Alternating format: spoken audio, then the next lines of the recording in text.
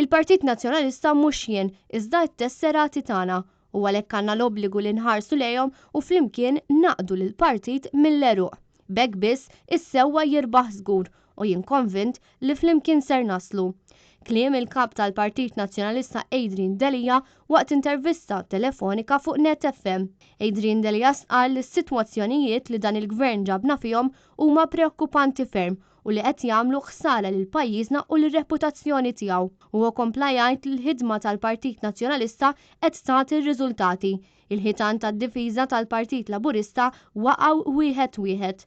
Joseph Muscat, Konrad Mizzi, il-Kummissarju tal-Pulizija Lawrence Kutajjar u l-Avukat Ġenerali li kien jipproteġi l-barranin u mhux lil Maltin.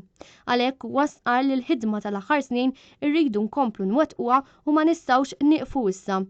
Adrian Delia kompla jgħid kif fl-aħħar xhur huwa ltaqa' ma' diversi nies li jurew ix-xewqa tagħhom li l-Partit Nazzjonalista għandu jkun il-partit li qed imexxi l-pajjiż. Huwa qal li lil dawn in-nies għandna nagħtu każhom fil-waqt li naraw il-bżonnijiet tagħhom.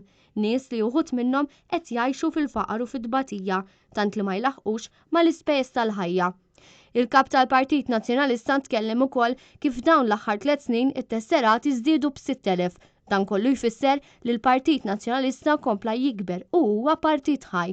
It-tesserati qed juru li huma attivi u li jridu jsemmaw leħinhom u jiddeċidu. Irridu nuru rispett lejhom.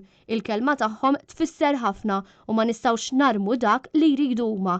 Aħna tajnihom is-saħħa u kulħadd fil-partit għandu jisma' minn dak li qed jgħidu t-tesserati. Temm jgħid Adrian Delia.